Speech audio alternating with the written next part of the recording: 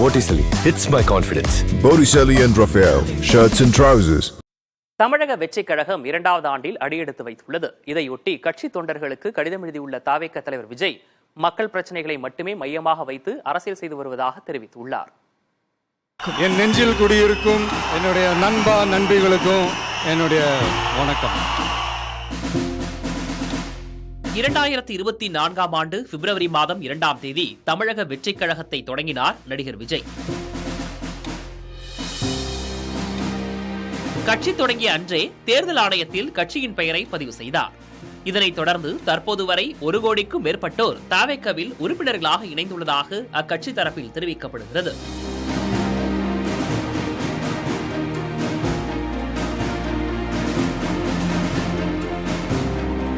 இதையடுத்து கடந்த அக்டோபர் 27ஆம் தேதி விக்கிரவாண்டி வி சாலையில் தவேகவின் முதல் மாநில மாநாடு நடைபெற்றது. கட்சியை அமைப்பு ரீதியாக 120 மாவட்டங்களாக பிரித்து மாவட்ட செயலாளர்கள் நியமிக்கப்பட்டு வருகின்றனர்.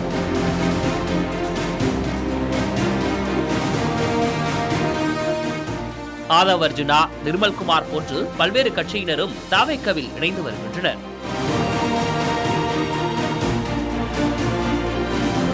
தவேகவின் 2ஆம் ஆண்டு தொடக்க விழா பனையூரில் கொண்டாடப்பட்டது. பனையூரில் கட்சி அலுவலகத்தில் கட்சி கொடியை தவேக தலைவர் விஜய் ஏற்றினார்.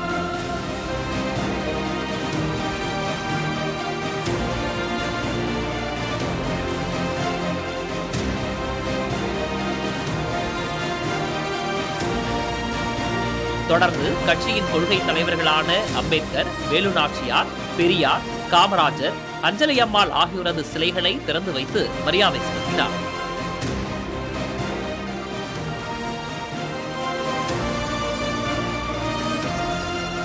பின்னர் திருவள்ளூர், திருச்சி, கடலூர் உள்ளிட்ட 19 மாவட்டங்களுக்கு புதிய நிர்வாகிகளை அறிவித்தார்.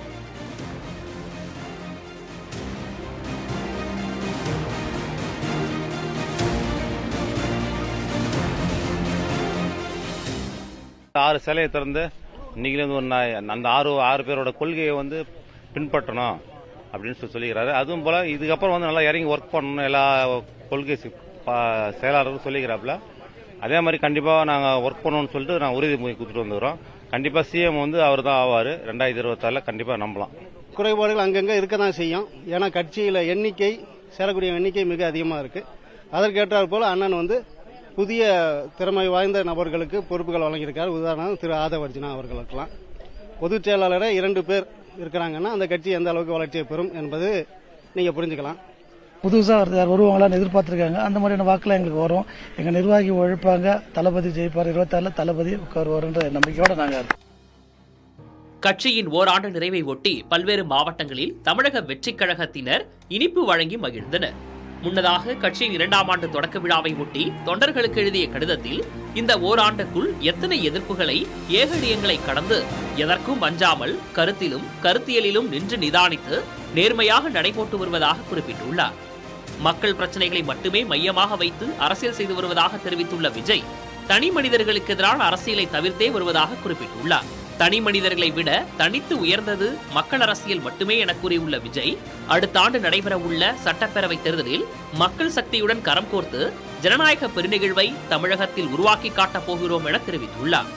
வேறு யாரையும் போல வாயாடலில் மட்டுமே மக்களுடன் நிற்காமல் உள்ளத்தில் இருக்கும் உண்மையான உணர்வுடன் மக்களுடன் களத்தில் நிற்பதுதான் நம் செய்ய வேண்டிய ஒரே பணி என விஜய் கூறியுள்ளார்.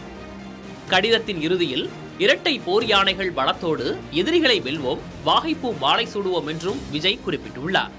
புதிய தலைமுறைக்காக ஒளிப்பதிவாளர்கள் ஐயப்பன், முரளியுடன் செய்தியாளர் Murugesan.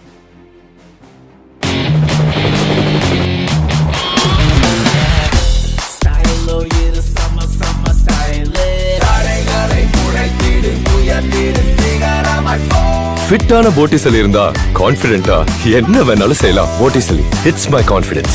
Botticelli and Raphael, shirts and trousers.